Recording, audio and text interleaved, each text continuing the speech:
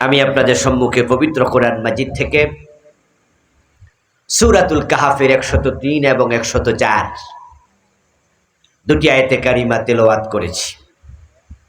নবীজি সাল্লাল্লাহু আলাইহি ওয়াসাল্লামের পবিত্র মুখ অনুসৃত ছোট ছোট দুইখানা হাদিসে নববী পাঠ করেছি। আল্লাহ তাআলা তৌফিক দিলে এখান থেকে কিছু কথা বলবো ইনশাআল্লাহ। সূরাতুল কাহাফের 103 এবং 104 নম্বর আল্লাহ তাআলা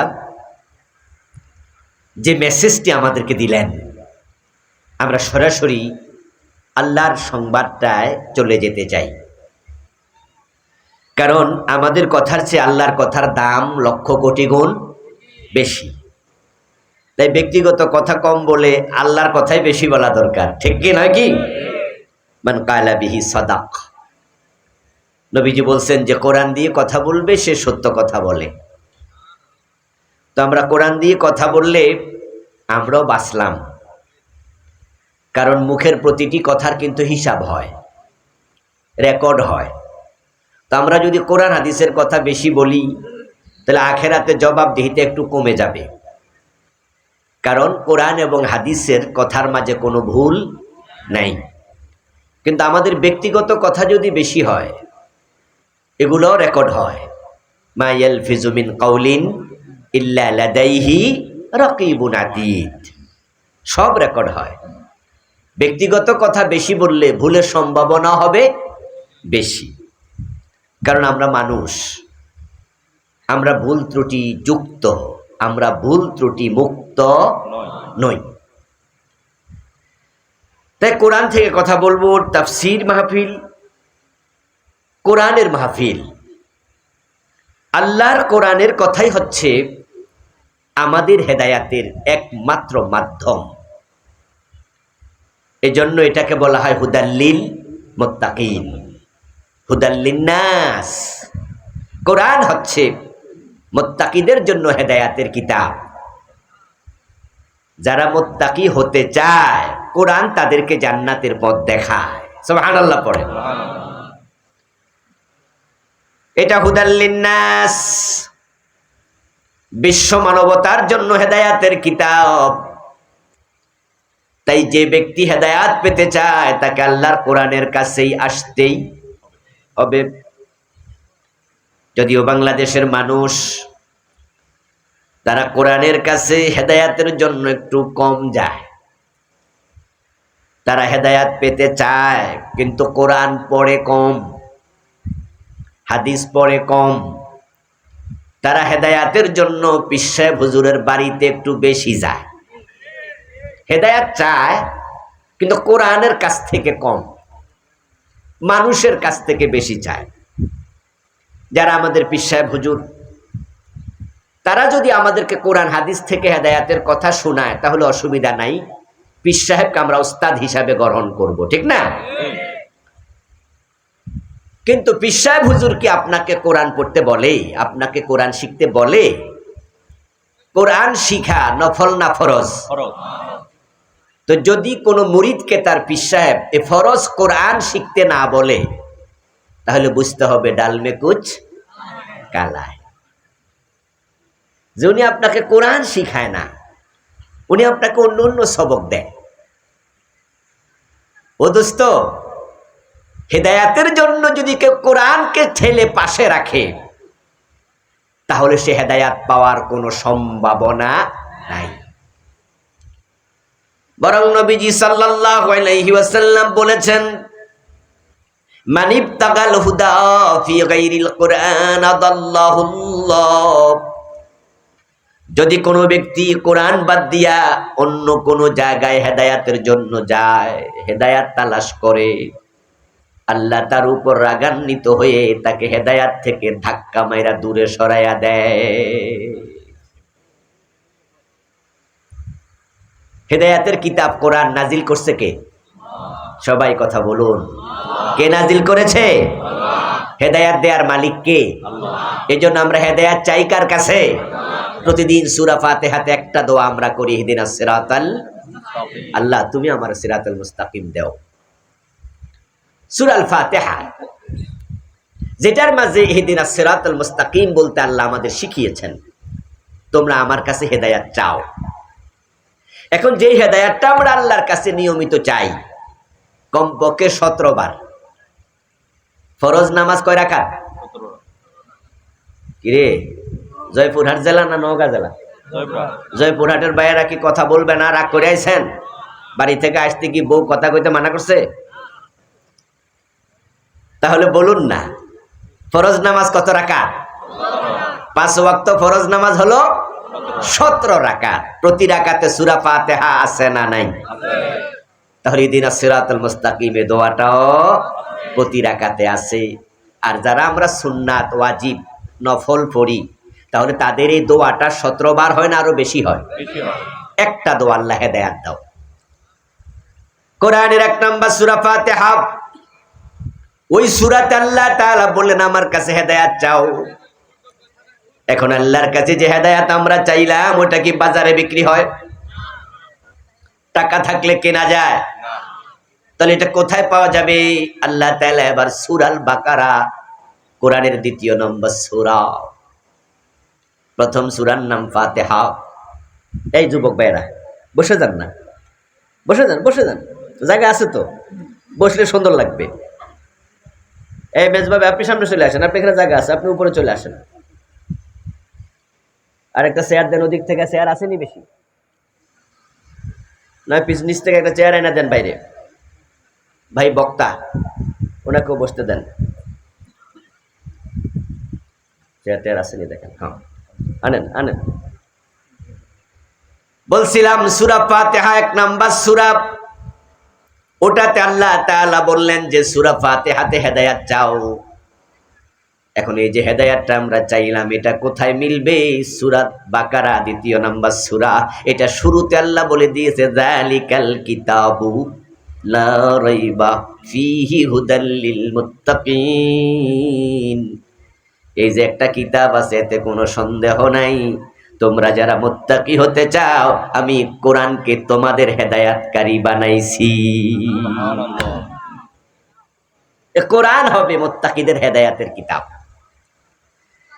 এরপরও যে মানুষগুলো কোরআন বাদ দিয়ে এদিক সেদিক দৌড়াদৌড়ি করে, আল্লাহ রেগে যায়। এই জন্য নবীজি বলছেন, হেদায়াতের জন্য কোরআন বাদ দিয়া অন্যদিকে গেলে আল্লাহ তাকে পথ হারা করে দেয়। আপনাদের কাছে আমার জিজ্ঞাসা, জবাব জানলে একটু জবাব দিয়েন। আল্লাহ যদি পথ হারা করে, পথ দেওয়ার ক্ষমতা কারো আছে? নাই। সুতরাং আমরা হেদায়াত যারা চাই, আল্লাহর কোরআন থেকে বলতে হবে, কোরআন থেকে শুনতে হবে, কোরআনে যা আছে তা মানতেই হবে, ঠিক কি না? রাজি আছেন তো? রাজি আছেন? ওয়াজে আসছেন, কোরআনের কথা শুনতে রাজি থাকবেন। এটা বক্তার কথা নয়, কথা কার? যদি কোরআনের কোনো কথা আপনার দলের বিরুদ্ধে যায়, তাহলে আর মানবেন না, ঠিক না? যদি আপনার গোষ্ঠী, আপনার বংশ, আপনার চরিত্র, আপনার ব্যক্তিগত মতামতের বিরুদ্ধে যায়, তাহলে আল্লাহর কথা মানবেন না? মানবেন না? যদি আপনার পীর সাহেবের বিরুদ্ধে যায় না, তাহলে আর মানবো না। যাদের অন্তর বক্র, তারা হেদায়াত পায় না। এই জন্য কোরআনের কথা যখন শুনবেন, অন্তর খুলে শুনবেন। যদি দলিল হয়, কোরআন থেকে হাদিস থেকে কথা হয়, সেটা আমার বাবার বিরুদ্ধে গেল, আমরা মানবো, ঠিক কি না? এই হলো মুমিনের কথা। যে ব্যক্তি কোরআনের কাছে অন্তর খুলে আসে, আল্লাহ সে অন্তরওয়ালাকে হেদায়াত দিয়ে দেয়। নবীজি সাল্লাল্লাহু আলাইহি সাল্লাম বলেছেন, মানুষের অন্তর আল্লাহ 2 আঙ্গুলের মাঝখানে। আল্লাহ যেদিকে চায় সেদিকে ফিরিয়ে দেয়। আমরা হেদায়াতের জন্য বিভিন্ন মাদ্রাসায় যাই, আমরা বিভিন্ন মারকাজে যাই, বিভিন্ন মসজিদে খুতবা শুনতে যাই, বিভিন্ন পীরের দরবারে যাই, যাব আমরা, কারণ তারা মুআল্লিম, তারা আমাদের শিক্ষক। কিন্তু একটা চিন্তা মাথায় রেখে যাওয়া লাগবে, যে মসজিদের খতিবের আলোচনা শুনি, হেদায়াত উনার হাতে নাই। যে মাহফিলের বক্তার আলোচনা শুনতে আসছি, হেদায়াত বক্তার হাতেও নাই। যে পীর সাহেবের দরবারে গেছি, হেদায়াত পীর সাহেবের হাতেও নাই। হেদায়াত কার কাছে? বরং আমরা এই হুজুরের মাধ্যমে, পীরের মাধ্যমে, উস্তাদের মাধ্যমে, খতিবের মাধ্যমে আমরা আল্লাহর কিতাব থেকে হেদায়াত নেব, নবীজির হাদিস থেকে হেদায়াত নেব। তাহলে আমি সরাসরি চললাম সূরাতুল কাহাফের 103 এবং 104 নম্বর আয়াতের ব্যাখ্যায়। চলুন। কুল হাল নুনাব্বিউকুম বিল আকসারিনা আমালা।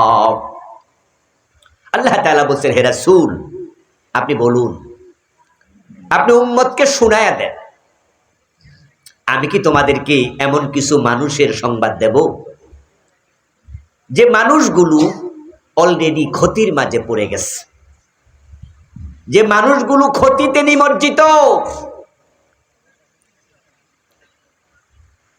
আমালা, আমলের দিক থেকে, আমলের দিক থেকে ক্ষতি। এর মানে হচ্ছে তারা আমলওয়ালা, কিন্তু তাদের আমলগুলো আল্লাহ পর্যন্ত পৌঁছছে না। আমল তারা করছে।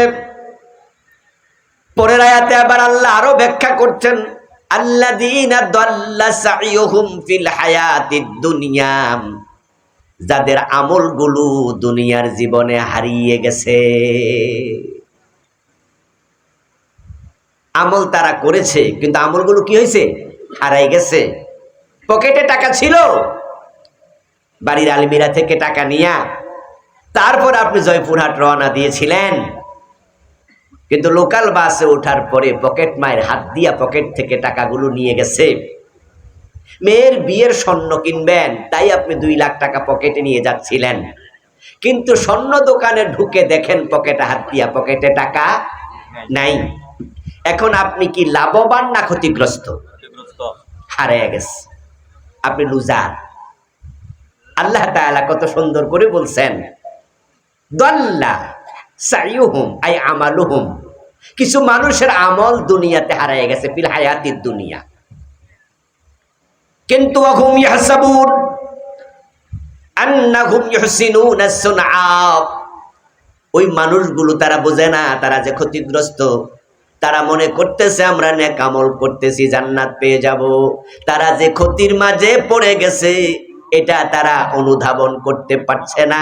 ও আমার রাসূল, আপনি তাদেরকে খবরটা দেন কারা ক্ষতির মাঝে আছে। যে আয়াত আমি আপনাদের কাছে পড়ে অনুবাদ শুনাইলাম, এই আয়াত কি গত মাসে নাজিল হয়েছে? গত বছর নাজিল হয়েছে। কত বছর আগে?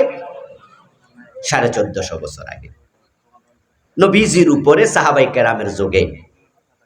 এই আয়াতের মেসেজ দ্বারা বোঝা যাচ্ছে ওই যুগেও কিছু মানুষ ছিল যাদের আমল আল্লাহ পর্যন্ত পৌঁছে নাই, হারাইয়া গেছে। এবার বলুন তো, যদি রাসূলের যুগে এমন লোক থাকে যাদের আমল কবুল হতো না, হারাইয়া যেত, এই জাতীয় লোক এখন কমছে না বাড়ছে? এই মানুষগুলো আল্লাহর সামনে গিয়ে ঠিকই টের পাবে, দেখবে আমল নামা খালি। এই যে আমার কাছে সাদা কাগজ আছে, দেখা যায় তো ভাইরা, তারা দেখবে আমল নামা এরকম সাদা, একটা নেকিও নাই। দাল্লা, হারিয়ে গেছে। ওই মানুষগুলো আল্লাহর সামনে আশ্চর্য হয়ে বলবো, আমার রব, আমি তো 5 ওয়াক্ত নামাজি ছিলাম, আমার আমল নামা কেন খালি? আমি তো রমাদানে রোজা রেখেছি, আমি তো হজ করেছি 2 বার 4 বার, যাকাত দিয়েছি লক্ষ কোটি টাকা, কিন্তু আমল নামা খালি কেন? আল্লাহ তখন বলবেন, বান্দা তুমি কি সূরাতুল কাহাফের 103 104 নম্বর আয়াত পড়ো নাই?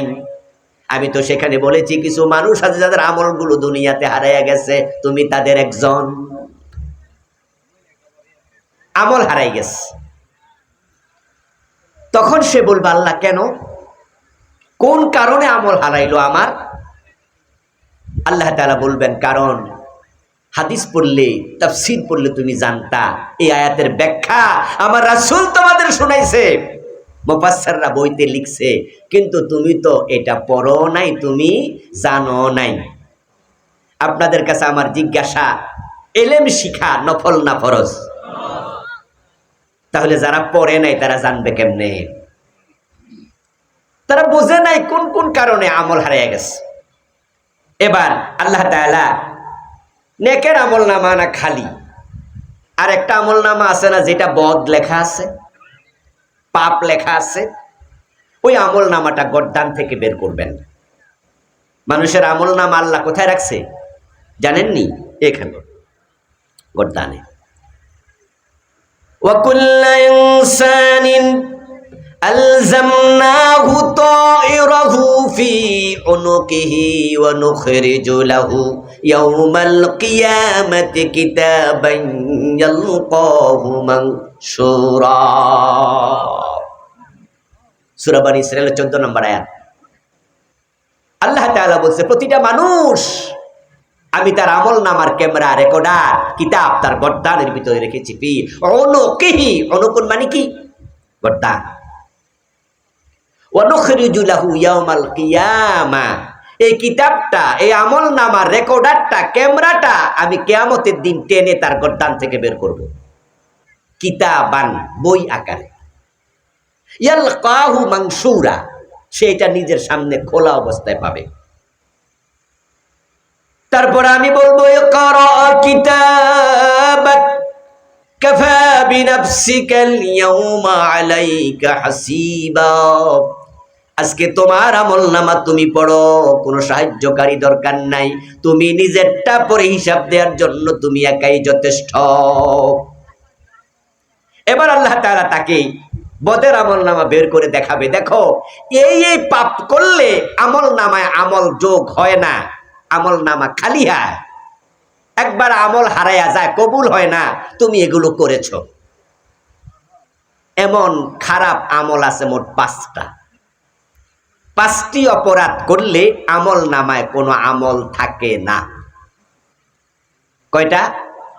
সবাই বলুন দয়া করে, কয়টা? এলেম কালাম বাড়িতে নিয়েন, কিছু ওয়াজ কিছু বাড়িতে নিয়েন, কাজে লাগবে। তো আমার সাথে কথা বললে তাহলে কথা মনে থাকবে, কথায় কথাও আসবে, স্মরণও ভালো থাকবে। 5টি অপরাধ করলে আমল নামায় আমল যোগ হয় না। আল্লাহ তাআলা তাকে দেখাবেন, দেখো তুমি এইটা এটা করছো।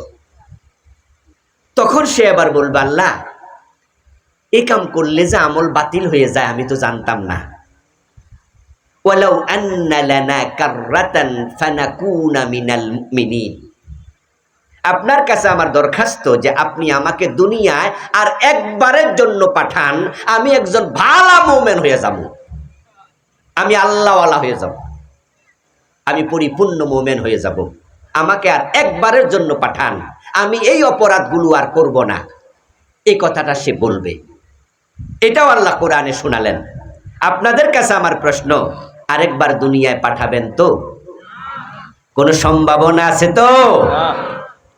তো সেদিন আপনি টের পাবেন, কিন্তু আপনার কোনো দরখাস্ত আর কবুল হবে না। আল্লাহ তাআলা তখন তাকে বলবেন ফেরেশতাদেরকে লক্ষ্য করে, খুযুহু ফাগুল্লুহু সুম্মাল জাহিম সাল্লু সুম্মা ফি সিলসিলাতিন যারউহা 70 যিরাআন ফাসলুকু। ও ফেরেশতারা এই লোকটার ধর, খুযুহু ধরো, ফাগুল্লুহু জাহান্নামে ডান্ডা বেরি পড়া, হ্যান্ডকাপ পড়া, পায়ের মাঝে ডান্ডা বেরি পড়া, গলার মাঝে শিকল লাগা। সুম্মাল জাহিমা সাল্লুহু, অতঃপর তাকে জাহান্নামের মাঝখানে ফেলে দে। নাউযুবিল্লাহ পড়েন। তার আমি 70 বছর হায়াত দিছি, 80 বছর হায়াত দিছি, 90 বছর হায়াত দিছি, 40 বছর হায়াত দিছি, এত লম্বা টাইম দিছি, তারপরও সে দুনিয়ায় ফরার নাকি টাইম পায় নাই, শিখার টাইম পায় নাই, সে আমার কাছে এখন আবার দরখাস্ত করে আরেকবারের জন্য পাঠাও। তারে দরখাস্ত কবুল হবে না। সেদিন দরখাস্ত করে লাভ নাই। ফেরেশতারা যখন তাকে ধরে জাহান্নামের ডান্ডা বেরি পড়িয়ে জাহান্নামের মাঝখানে ফেলে দেবে, সে জাহান্নামে কাঁদতে কাঁদতে যাবে এবং জাহান্নামে গিয়ে চিৎকার দিতে থাকবে। আল্লাহ তাআলাকে বলবে, ও আল্লাহ রব্বানা আখরিজ মিনহা ফাইন উদনা ফাইন্না যালিমুন। এটা কোরআনের আয়াত। আরে আখিরাত কেমন হবে, কবর কেমন হবে, হাসর কেমন হবে, মিজানের অবস্থা কেমন হবে, জান্নাত কেমন হবে, জাহান্নাম কেমন হবে, কবরে প্রশ্ন কয়টা হবে, উত্তর কি হবে, সব আলোচনা কোরআন হাদিসে আছে কিনা? কোনটা গোপন নাকি না প্রকাশ্য?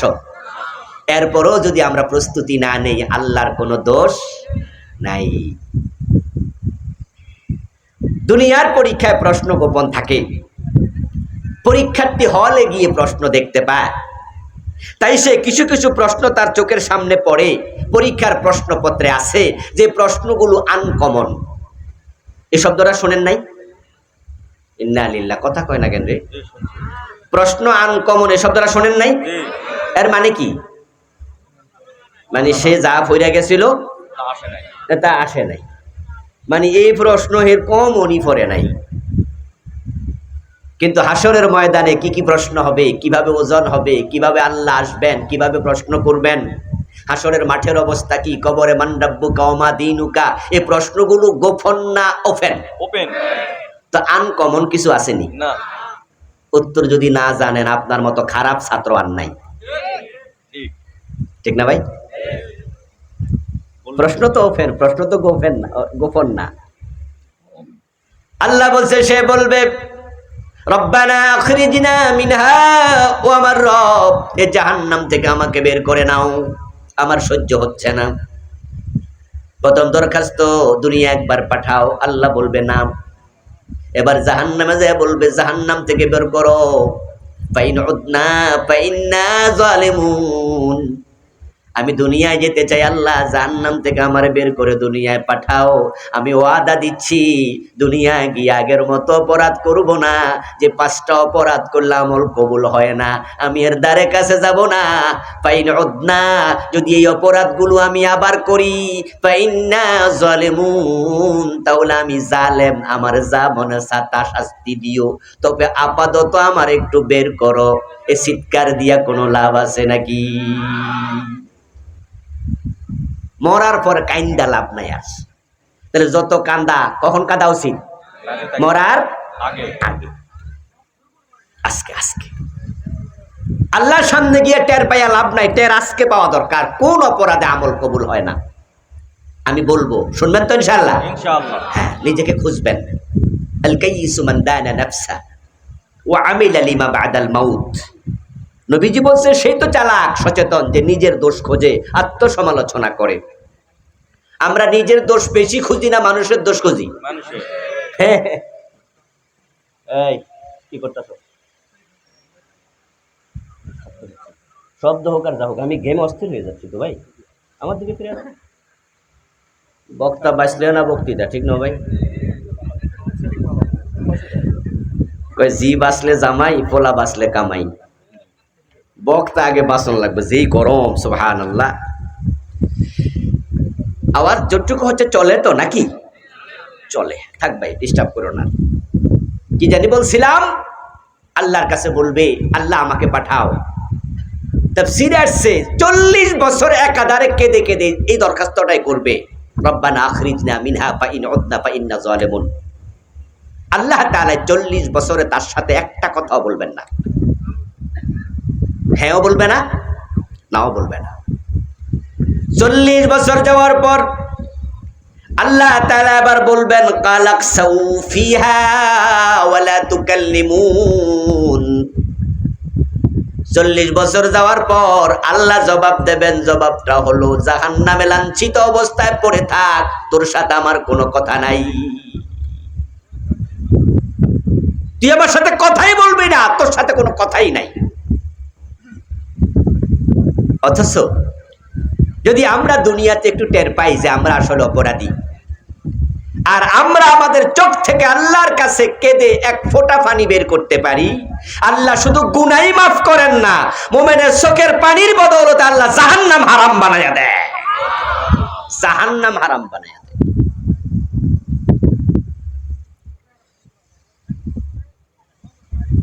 قال النبي صلى الله عليه وسلم ما من عبد مؤمن يخرج من عينيه دموع ولو كان مثل راس الذباب من خشية الله حتى يصيب حر وجهه إلا حرم الله عليه النار। নবীজি বলছেন, মুমিন যখন আল্লাহর ভয়ে চোখের পানি ছেড়ে দিয়ে কান্না করে, তার চোখ থেকে যদি মাছির মাথা পরিমাণ পানি বের হয়, ওই চোখ থেকে ছোট্ট পানির ফোঁটা গালে আসার সাথে সাথে আল্লাহ জাহান্নাম হারাম বানাইয়া দেয়। আপনি আর আমি যদি আকাশ পরিমাণ গুনাহ করি, আকাশ পরিমাণ গুনাহ, ওই পরিমাণ গুনাহ করার পরে যদি তওবা করেন, আল্লাহ তাআলা সবটা মাফ করে দেন 1 সেকেন্ডের ভিতরে। যদি আপনি তওবা করেন, যদি আপনি ক্ষমা চান, তাহলে আমরা যে 5টি অপরাধে মানুষের আমল কবুল হয় না, আমি বলবো 1 2 3 4 5। আর আপনি শুনে যদি দেখেন যে এখানে আপনারও একটা কমন পড়ে গেছে, যে আপনি এই অপরাধের সাথে আছেন, তাহলে তওবা করবেন তো ইনশাআল্লাহ। আল্লাহর কাছে ক্ষমা চাইবেন, আল্লাহর কাছে ফিরে আসবেন, ওই অপরাধটা ছেড়ে দেবেন। প্রিয় ভাইরা, যদি আপনি ওই অপরাধ ছেড়ে দিয়ে ক্ষমা চান, আত-তাইবু মিনাজ যামবি কামাল্লা যামবা লাহু, নবীজি বলছেন তওবাকারীকে আল্লাহ এমন ভাবে ক্ষমা করে যেন সে গুনাহ করেই নাই।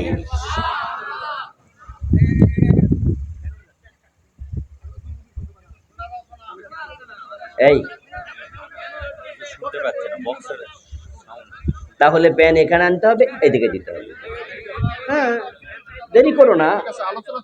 জি, মহিলা প্যান্ডেল ভরে গেছে। এখন মহিলারা, মা বোনেরা, আপনাদের ওখানে যদি বসার জায়গা না থাকে, তাহলে মেহেরবানি করে একটু একটু কষ্ট করে সামনের দিকে আগান। সামনের দিকে আগাইয়া অন্য দিনী বোনদেরকে বসতে দেন। মাশাআল্লাহ, তাহলে বোঝা গেল পুরুষের চেয়ে মহিলারা আগায় আছে। এটা ভালো লক্ষণ, এটা ভালো লক্ষণ। বাংলাদেশে যে ইসলামের উত্থান হতে যাচ্ছে, এটা আমরা 4টা ইউনিভার্সিটির নির্বাচনের মাধ্যমে টের পাইছি। ডাকসু, জাকসু, রাকসু, শুনছেন তো? ওখানে বাংলাদেশে এবার ইসলামের পক্ষে মেয়েরাই সবচেয়ে বেশি ভর্তিছে। মেয়ে হলগুলাতে এবার ইসলামের পক্ষে ভোট বেশি আসছে, এটা ভালো লক্ষণ। আজকের মাহফিলও পুরুষের প্যান্ডেলও ভরছে আলহামদুলিল্লাহ। তবে এখানে এখনো কিছু জায়গা ফাঁকা আছে, মাঝে মাঝে বসা যাবে, কিন্তু মা বোনদের প্যান্ডেল নাকি আরো বেশি বসছে। আল্লাহ আমাদের এই বোনদেরকে, মাদেরকে হযরত ফাতেমার মতো ঈমান আমলওয়ালা বানাইয়া দাও, বলেন আমিন। আমার বন্ধুরা, শুন, বলছিলাম 5টি অপরাধে আল্লাহ তাআলা আমলগুলো কবুল করেন না, তার মাঝে 3টি অপরাধে ঈমান আমল 2টি চলে যায়, আর 2টি অপরাধে ঈমান থাকে, আমল চলে যায়। মোট অপরাধ হলো 5টা। 3টার কারণে ঈমানও শেষ, আমলও শেষ। আমও নাই, সালা শুদ্ধা নাই। এই হলো প্রথম 3টা। ঈমানও শেষ, আমলও শেষ। ঈমান হলো একের মতো, নেক আমল হলো ডান পাশে শূন্যের মতো। যদি ঈমান থাকে আমলের দাম আছে, যার ঈমান নাই আমলের কোনো দাম নাই। মুমিন যে কোনো আমল করুক, নেক আমল, সওয়াব হয় কমপক্ষে 10 গুণ। মান জা বিল হাসানাতি ফালাহু আশরু আমসালিহা, এটা কোরআনের ঘোষণা। আল্লাহ বলে, আমার যে মুমিন বান্দা নেক আমল করলো, তার আমল নামায় কমপক্ষে 10 গুণ লিখে দেয়া হবে। ঈমান হলো 1 তুল্য, নেক আমল 0 তুল্য। এবার আপনারা একটু জবাব দিন, 1-এর ডানে একটা 0 দিলে কত? 2টা, 3টা দিলে। এবার দিতে থাকেন, আমল বাড়তে থাকবে। কিন্তু 1 যদি মুছে দেন, 0-এর দাম কত? সাথে সাথে শেষ। দুনিয়ায় মানুষ এমন কিছু বদ আমল করে, অপরাধ করে, যে অপরাধের কারণে মানুষের ঈমানটাই শেষ হয়ে যায়। এমন অপরাধ হলো 3টা। ওই অপরাধ করলে ঈমান যখন শেষ, আমলও সাথে সাথেই শেষ। আর শেষে বলবো আরো 2টা অপরাধ আছে, যে অপরাধগুলোর কারণে ঈমান যায় না, তবে আমল কবুল হওয়া আপাতত বন্ধ। মাঝে মাঝে দেখবেন সরকারি কিছু অফিসার আসে বিভিন্ন স্কুল কলেজে অডিট করার জন্য। আমরা যারা মাদ্রাসায় পড়াই, আমিও একটা এমপিওভুক্ত মাদ্রাসার মুহাদ্দিস, আপনারাও এখানে অনেক শিক্ষক আছেন। আমাদের প্রতিষ্ঠানে মাঝে মাঝে মিনিস্ট্রি অডিট হয়। এই অডিট যখন ঘোষণা হয় তখন প্রিন্সিপাল সাহেবের ঘুম হারাম হইয়া যায়।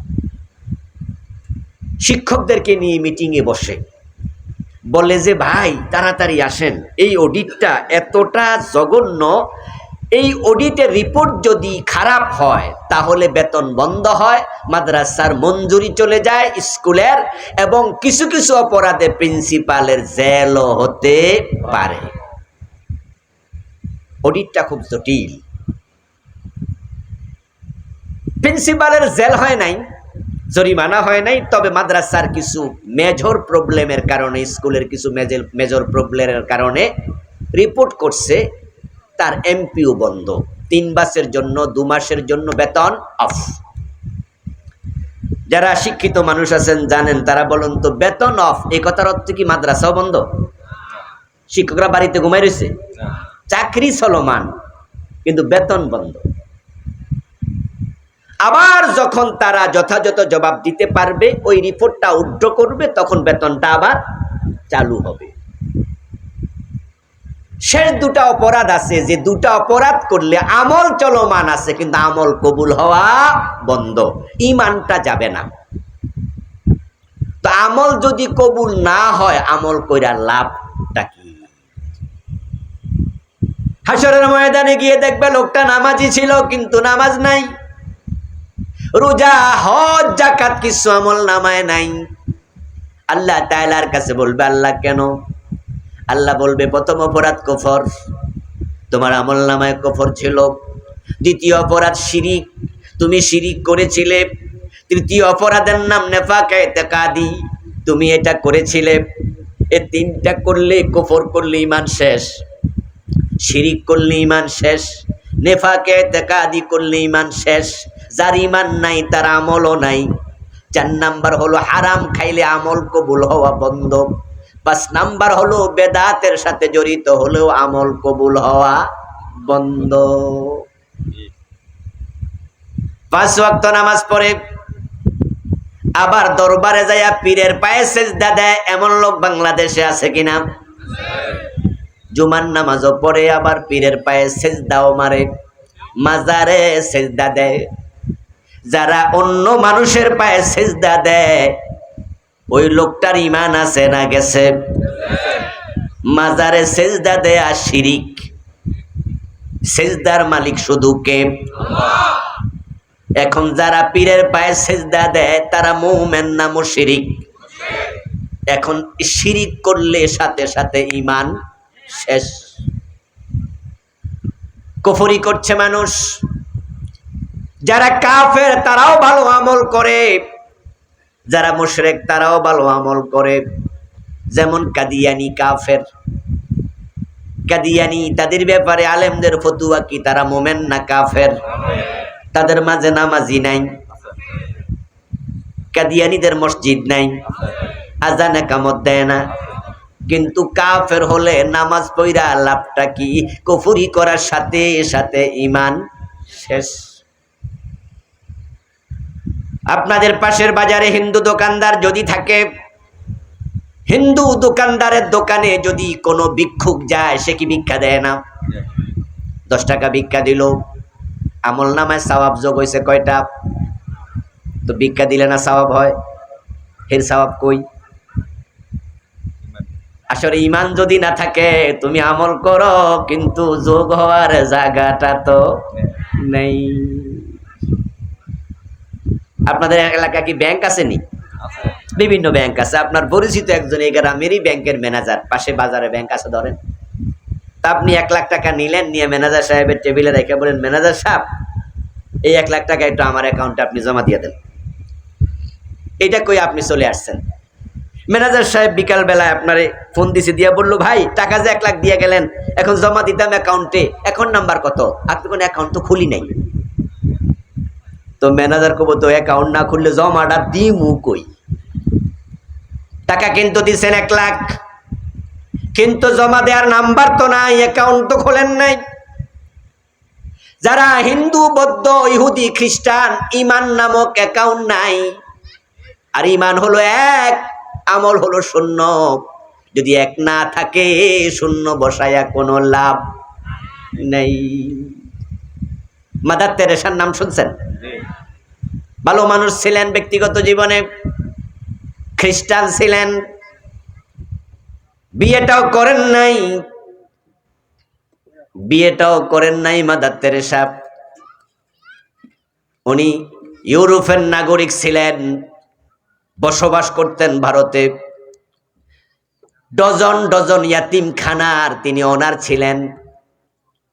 শত শত পথ শিশু ইয়াতিমকে লালন পালন করছেন মায়ের ভালোবাসা দিয়ে। কর্মের স্বীকৃতি স্বরূপ ওনাকে শান্তিতে নোবেল প্রাইজ দেয়া হয়েছিল। ওই প্রাইজের পুরাটা টাকা ইয়াতিমখানায় দিয়ে দিছে। আপনাদের কাছে জানতে চাই, ইয়াতিম পালন করার মাঝে সওয়াব আছে না নাই? নবীজি তো বলছেন, আনা ওয়া কাফিলুল ইয়াতিম কাহাতাইনি ফিল জান্নাম। আমি এবং ইয়াতিমের লালন পালনকারী পাশাপাশি জান্নাতে থাকবো। ইয়াতিমের মাথায় যদি কেউ হাত বুলায়, রাসূলুল্লাহ বলছেন তার হাত যতগুলো চুলের উপর দিয়া যাবে, তার হাতের নিচ দিয়া যতগুলো চুল যাবে, বিকুল্লি শাওরাতিন হাসানাত, প্রতিটা চুলের বিনিময়ে আল্লাহ অগণিত সওয়াব আমল নামায় লিখে দেয়। কত সওয়াব ইয়াতিম লালন পালন করার মাঝে। কিন্তু মাদার তেরেসার আমল নামার খবর কি?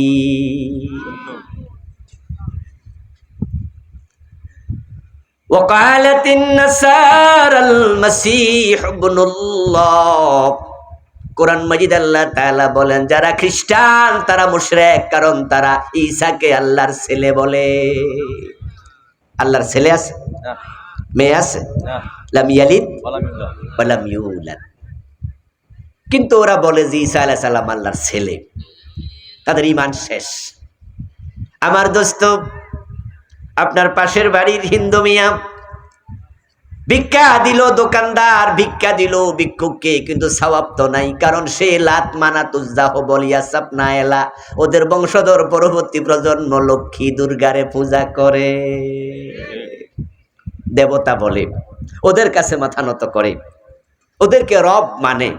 এজন্য তাদের আমল নামে কোনো সওয়াব যোগ হবে না, একবারে খালি।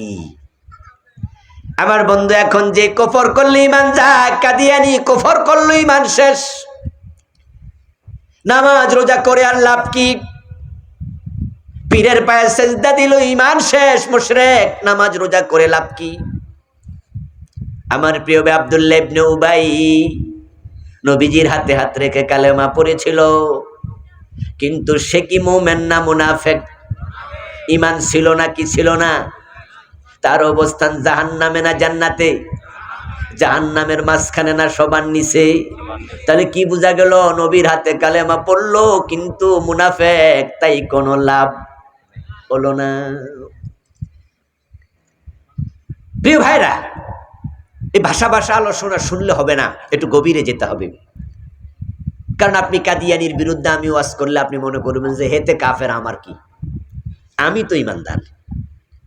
কিন্তু প্রশ্ন হলো, কাদিয়ানি যে কুফরি করলো, তার কুফর যে কারণে, এমন কোন কারণ যদি আপনার ভিতরে পাওয়া যায়, তাহলে আপনার ঈমান থাকবে না তার মতো?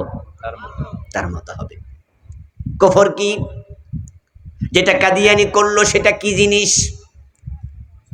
কুফর হলো দিদ্দুল ঈমান, ঈমানের বিপরীত। আল কুফরু নাকিদুল ঈমান, কুফর হলো ঈমান ধ্বংসকারী। এখন ঈমান কি? ঈমান না বুঝলে কুফর বুঝবেন কেমনে? ঈমান হলো তাসদীকুন নবী সাল্লাল্লাহু আলাইহি ওয়াসাল্লাম বিমা জা বিহি মিন ইনদিল্লাহ। নবী মুহাম্মদ সাল্লাল্লাহু আলাইহি ওয়াসাল্লাম আল্লাহর পক্ষ থেকে যে ওহী নিয়ে আসছে, কিতাব নিয়ে আসছে, এটার উপরে পরিপূর্ণ বিশ্বাস করার নাম হলো ঈমান। এর সাথে সামান্য উল্টাপাল্টা করার নাম হলো কুফর। এই কোরআনে যা আছে, বিসমিল্লাহর বা থেকে মিনাল জিন্নাতি ওয়ান নাসের সিন পর্যন্ত, এই সবটাকে একসাথে বিশ্বাস করার নাম হলো ঈমান। যদি এর ভিতরে যা আছে কেউ একটাও স্বীকার করে, তার ঈমান শেষ। অঙ্কের মতো 10 লাইনের অঙ্ক, 9 লাইন ঠিক লিখছেন, 1 লাইন ভুল, 10-এর মাঝে কত পাবেন? তো বাকি 9টা যে ঠিক হয়েছিল, কই লাভ নাই, এটা অঙ্কের নিয়ম। যে লেখে নাই সে জিরো, যে 10 লাইনে 9 লাইন ঠিক লেখছে, 1 লাইন ভুল লেখছে সেও জিরো, যে 5 লাইন ঠিক লেখছে 5 লাইন ভুল লেখছে সেও জিরো। নাম্বার পেতে হলে একটা ভুলও করা যাবে না। এখন কাদিয়ানীরা নামাজ মানে, রোজা মানে, হজ মানে, যাকাত মানে, কিন্তু নবী মুহাম্মদকে শেষ নবী মানে না, তাই তাদের ঈমানটা শেষ। এত বড় বেলুন দীর্ঘক্ষণ লাগাইয়া হাওয়া ঢুকাইছেন, গ্যাস ঢুকাইছেন। এখন এই বেলুনটা ছিদ্র 5টা করলে যে কথা, একটা করলে সে কথা। কাদিয়ানী কুফরি করলো, প্রিয় নবীকে শেষ নবী মানল না। অথচ আল্লাহ তাআলা 1450 বছর আগে কোরআনে বলছেন, মা কানা মুহাম্মাদুন আবা আহাদিম মির রিজালিকুম ওয়ালাকিন রাসূলুল্লাহি ওয়া খাতামান নাবিয়্যিন। আমার নবী মুহাম্মদ শেষ নবী। 1835 সনে ভারতের পাঞ্জাবে একটা লোক হঠাৎ করে কাদিয়ান নামক, ভারতের কাদিয়ান নামক এলাকায় একটা মানুষের জন্ম হলো। সে যৌবনকালে সেই হঠাৎ করে দাস ঘোষণা করলো সে নাকি আল্লাহর নবী। এটার নাম ছিল গোলাম আহমদ, এলাকার নাম কাদিয়ান। যেই মাত্র লোকটা নিজেকে আল্লাহর নবী দাবি করলো, 1400 বছর আগে নাজিল হওয়া কোরআনের ওই অংশের সাথে সংঘর্ষ লাগাইয়া দিল। কোরআনে আছে মুহাম্মদ শেষ নবী, এই শব্দ দ্বারা বোঝা যায় আর নতুন কোন নবী আসার সুযোগ নাই। তো সে কয় নবী, তাই আলেমরা বলল তুমি কাফের। কিছু লোক তাকে নবী মেনেও নিল, কিছু লোক তাকে নবী মেনেও নিল। কারণ বাংলাদেশ এমন এক জায়গা, আমাদের উপমহাদেশ বিশেষ করে শিরকের আড্ডাখানা, এখানে ল্যাংডা ফিরেরও মুরিদ পাওয়া যায়, ঠিক না? আশ্চর্য এক দেশ আরব বিশ্ব, আলহামদুলিল্লাহ। এত শিরিক ফিরিক নাই। এই আমাদের ইন্ডিয়া, পাকিস্তান, বাংলাদেশ, ইরাকের কিছু অঞ্চল, ইরানের কিছু অঞ্চল, এখানে ল্যাংডা ফিরও আছে, যার গায়ে কাফরই নাই, হেও নাকি বিশ্বাস। এবং এই জাতীয় ল্যাংটা লোক মারা গেলে মাজার বানায়, এমন কিছু মাজার বাংলাদেশে আছে, লেখা আছে ল্যাংটা ফিরের তাকিয়া, ল্যাংটা ফিরের মাজার। আরে মুসলমান, যেখানে সেখানে ঈমান হারাচ্ছে। আমি আশ্চর্য। ওই গোলাম আহমদ কাদিয়ান 1835-এ জন্ম নিল। আজ থেকে 250 বছরের কম বেশি আগে সে হঠাৎ নিজেকে নবী দাবি করলো, আর লোকেরা নবী মানলো কিছু লোক। ওলামাদের ফতুয়া, যারাই তাকে নবী মনে করে সবগুলো কি কাফের। এখন প্রশ্ন হলো, কাদিয়ানীরা যে নামাজ রোজা করে, তারা যে লা ইলাহা ইল্লাল্লাহ কালেমা পড়ে, ওই কালেমার কি হবে? কাদিয়ানীদের মসজিদের মুয়াজ্জিন আযান দেয় আশহাদু আল্লা ইলাহা ইল্লাল্লাহ আশহাদু আন্না মুহাম্মাদার রাসূলুল্লাহ। এখন এই কালেমা আযান দেওয়ার পরও আমাদের ফতুয়া সে কাফের। কারণ তুমি কালেমা যতই পড়ো, কোরআনের কোনো বিধান অস্বীকার করলে কালেমার কোনো মূল্য আর নেই। কাদিয়ানী কাফের হয়ে গেল। আপনাদের কাছে আমার জিজ্ঞাসা, তারা আল্লাহর কয়টা আইনের সাথে দ্বন্দ্ব করছে? জোরে বলেন না, কয়টা? ইবলিস শয়তান, সে মুমিন না কাফের? আবা ওয়াস্তাকবারা ওয়া কানা মিনাল কাফিরিন। ইবলিসকে আল্লাহ নিজে কাফের ঘোষণা করলেন। এবার বলুন তো, যারা জানেন ইবলিস আল্লাহর কয়টা আইন মানে নাই? কয়টা? আদমরে সেজদা করো, সে কি কইছিল? আবা অস্বীকারী, ওয়াস্তাকবারা অহংকার করছে, ওয়া কানা মিনাল কাফিরিন, কাফের হয়ে গেছে। কাদিয়ানী একটা মানলো না, তারা কাফের। ইবলিস আল্লাহর একটা আইন মানলো না, সেও কাফের। এখন চোর ধরে হাত কাটো, এমন আইন কোরআনে আছে কিনা? 54 বছরে কয়দিন কাটছেন? জেনা করলে 100 বেত লাগাতে হবে, সূরা নূরে আছে না নাই? বাংলাদেশে জেনা বেবিচার নাই, 100 বেত লাগাইছে কোন আদালত? মদ পান করলে 80 বেত লাগাতে হবে, এমন আদেশ হাদিসে আছে না নাই? বাংলাদেশে মাদক আছে কিনা? 80 বেত লাগাইছেন কয়দিন? ইনিল হুকমু ইল্লা